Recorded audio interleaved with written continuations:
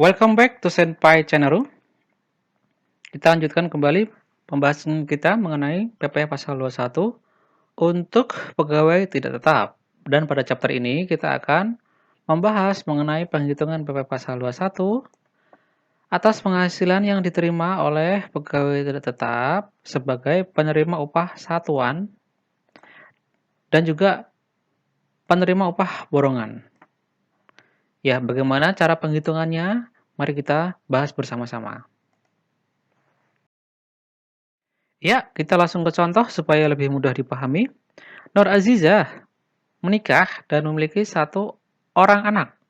Dia bekerja pada PT Lentik sebagai penjahit. Untuk satu baju yang dihasilkan, Nur Azizah memperoleh upah sebesar Rp75.000 per piece baju. Dan upah tersebut dibayarkan 2 minggu sekali. Dan dia bekerja selama 6 hari dalam seminggu. Pada bulan April 2019, Nur Azizah berhasil memproduksi 10 baju per hari dan bekerja selama 2 minggu. Hitunglah PP pasal 21 atas penghasilan Nur Azizah. Key point-nya, upahnya per satuan, yaitu Rp75.000. Dan dia berhasil menyelesaikan 10 baju per hari. Jadi seharinya berapa? Seharinya dia bisa membawa pulang Rp750.000. Dan dia bekerja selama 2 minggu di sini. Ya, berarti 2 minggu ini karena dalam 1 minggu dia 6 hari kerja, berarti 12 hari kerja. Realnya 12 hari kerja. PTKP sekarang. Nur Azizah. Ini karena dia menikah, satu anak ya. PTKP untuk PP pasal 21 untuk wanita yang kawin adalah untuk dirinya sendiri. Yaitu dianggap sebagai TK0, kecuali ada surat keterangan dari minimal kecamatan bahwasanya suaminya tidak bekerja, maka dia bisa menanggung atau menambah PTKP-nya, tidak hanya diri sendiri tapi juga untuk status menikah dan juga status tanggungan. Cuman tidak ada informasi itu, jadi jangan mengada-ada atau jangan berkhayal menambah-nambah informasi kecuali memang dibutuhkan. Di sini nggak ada, ya sudah dianggap sebagai untuk dirinya sendiri. Ya, kita ingat kembali tabel penghitungan PP pasal 21 untuk pegawai tidak tetap atau tenaga kerja lepas. Tadi gajinya sehari adalah Rp750.000, berarti dia di atas. Ketika dia menerima itu seharinya Rp750.000, tapi dibayarkannya itu tidak harian, tapi mingguan. 2 minggu. Berarti tadi 750.000 dikali 12. Dikali 12. Berarti berapa tuh? Nah, nanti kita lihat. Berarti dia kemungkinan ada di box 3 atau di box 4. Cuman saya belum ngitung nih. Sebentar, saya hitung. 750.000 dikali 12. Sama dengan ternyata 9 juta. 9 juta berarti masih kurang dari ini. Berarti ada di box ke-3. Dia ada di box ketiga. Lebih dari Rp450.000 per hari, namun dalam akumulasinya dia lebih dari 4,5 juta, namun kurang dari 10,2 juta. Berarti dia ada di sini boxnya, box 3. Maka kita hitung lagi. Upah per baju Rp750.000 per baju, sehari dia ada 10, maka dia perharinya Rp750.000 dan total 12 harinya adalah Rp9 juta. Bagaimana kita hitung bersama tadi. Nah, karena dia lebih dari Rp4,5 juta, maka harusnya pengenaan pajaknya adalah dikurangi PTKP per harinya. Ya. Ini totalnya tadi 2 minggu. Ya.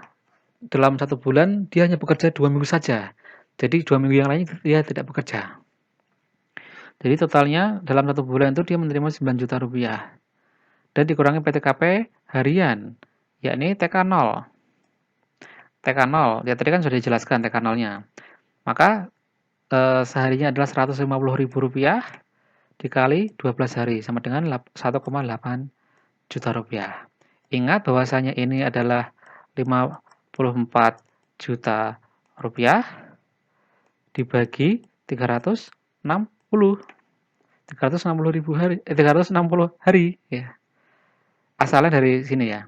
Kemudian dikali 12 hari selama dia real bekerjanya. Ini PTKP realnya. Jadi penghasilan kena pajaknya selama 12 hari adalah Rp7.200.000. Ini PHKP-nya. Tinggal dari sini dikurangi ini ya. Ya. Sama dengan ini. Rp7.200.000. Dikali saja tadi 5% ya. Ini dikali 5% sama dengan Rp360.000. Sehingga take home pay-nya gaji bersih yang dibawa pulang oleh Nur Aziza adalah 9 juta dikurangi PPh pasal 21 Rp360.000 sama dengan Rp8.640.000. Inilah uang yang bisa dibawa pulang oleh Nur Aziza. Ya untuk penjahit ya gede juga ini. Ya, cuman kan kita ngelihatnya angka realnya penjahit ya mungkin tidak sebesar itu untuk pegawai lepas penjahit. Contoh yang selanjutnya, upah borongan namun kemudian dikonversi secara harian. Ya. Gunawan belum menikah mendapatkan pekerjaan untuk membereskan taman dengan upah borongan sebesar 2 juta rupiah. Ini upah borongan. Gunawan menyelesaikan tugas tersebut dalam waktu 3 hari saja. Ya. Ya, namanya kerja borongan ini kan kalau bisa kan lebih cepat lebih baik ya kan. Apakah dia bisa lebih dari 3 hari? Bisa saja dia mengerjakan selama 7 hari atau misalnya 5 hari dan lain sebagainya. Cuman case di sini adalah dia menyelesaikannya dalam waktu 3 hari saja. Maka cara menghitung PP Pasal 21 yang diterima oleh Gunawan yaitu upah borongan adalah upah borongannya 2 juta rupiah. Waktu pengerjaan 3 hari berarti per harinya tinggal 2 juta dibagi 3 sama dengan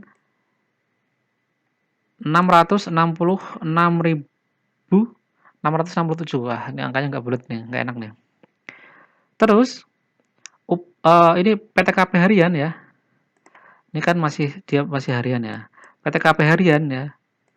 Bukan PTKP real ya, PTKP harian itu Rp450.000.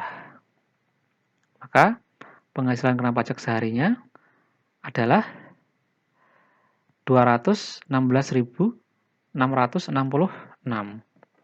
Ini PHKP ya, PHKP sehari. Apakah ini langsung dikali 5%? Bisa aja. Cuman kita karena ini kan borongan 3 hari, maka borongannya dihariankan dulu baru dikali 3 harinya. Maka PTKP selama 3 hari adalah Rp650.000. Ya. Ini dikali 3 aja nih. Tinggal dikali 3. Rp650.000. Kemudian PHKP ini penghasilan kena pajak selama 3 hari ini dikali 5%. Dikali 5%. Sama dengan Rp32.500. Kemudian PHKP-nya berapa? Ya. PHKP-nya adalah 2 juta dikurangi 32.500. Ini adalah PHKP. Berarti sama dengan 1.967.500 rupiah. Itu adalah PHKP untuk Gunawan dan yang dihasilkan dari upah borongan. Jadi upah borongan ini agak unik ya. Upah borongan dia totalnya berapa, kemudian jumlah waktu pengerjaannya itu berapa hari, ya kan? Kemudian didapatlah upah per hari. Upah per hari dikurangi PTKP harian, Rp450.000 baru kemudian dikali. Kalau misalnya tadi ya, PTKP seharian ini langsung dikali 5%, ya boleh-boleh saja ya kan. Baru dikali 3 ya boleh-boleh saja itu. Itu kan cara menghitungnya kan. Cuman ketika kita menghitungnya dan ini adalah upahnya borongan ya kan, maka harus dikembalikan eee, pembayarannya itu kapan? Pembayarannya itu kan sekaligus ya kan.